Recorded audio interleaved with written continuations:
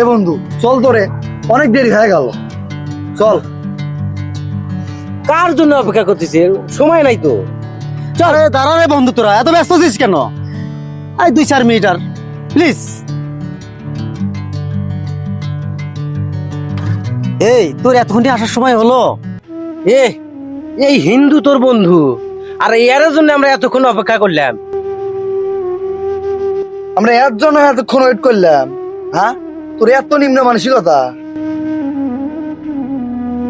আমি যদি আগে জানতাম তোর এই হিন্দু বন্ধুর জন্য তুই ওয়েট করতেছিস, আমি অনেক আগেই চলে যাইতাম। ওই একটা মানুষ হলো নাকি? এই শোন, ও হিন্দু হয়েছে তাই কি হয়েছে? ও কি হিন্দু জন্য বন্ধু হতে পারে না? এটা কি বলিস তোরা? এ শোন, ও তোর বন্ধু হতে পারে, আমাদের না। স্বামী তুই কি বলিস? হ্যাঁ ঠিক বলেছিস। ঠিক আছে বন্ধু, আমি চলে যাই। আমার জন্য তোদের পুরোনো বন্ধুত্ব যেন নষ্ট না হয়। আমি হিন্দু, আমাদের কোনো দাম নাই, আমি চলে যাই। এ দাঁড়া, আমি তো যেতে বলছি, তুই আগেই যাচ্ছিস। না বন্ধু, আমাকে আর ডাকিস না। আমি চাই না আমার জন্য তোদের পুরোনো বন্ধুত্ব নষ্ট হয়ে যায়। এর সাথে আমার যাওয়াই ভালো।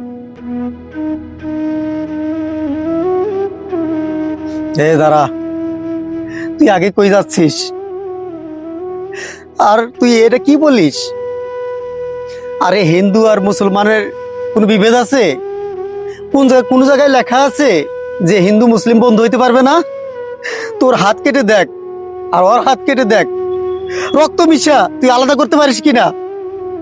আর তুই আজকে বন্ধুত্ব নিয়ে খোটা দেশ। দেখ বন্ধু, তাই যদি হতো আমাদের বাংলাদেশে হিন্দু মুসলিম বৌদ্ধ খ্রিস্টান সবাই আছি, তাহলে কেন আমরা আলাদা আলাদা ভাবে চলাফেরা করব? আরে আমরা সবাই ভাই ভাই। ও আমার সাথে চলাফেরা করলেই যে ও ইসলাম ধর্ম গ্রহণ করবে আর নামাজ কালাম পড়বে, এর কোনো মানে নাই। আর ওর সাথে আমি চলাফেরা করলেই যে আমি ওর হিন্দু ধর্ম গ্রহণ করব, এর কোনো মানে আছে? তাহলে কেন এই বিভেদ? দেখ বন্ধু, আমি এইভাবে কখনো ভাবিনি। হিন্দু মুসলিম আমাদের দেশে আমরা ভাই ভাই, আসলে এটা আমি বুঝতে পারিনি। তুই মন খারাপ করিস না। আর দোস্ত, তুই আমার কথায় মন খারাপ করিস না।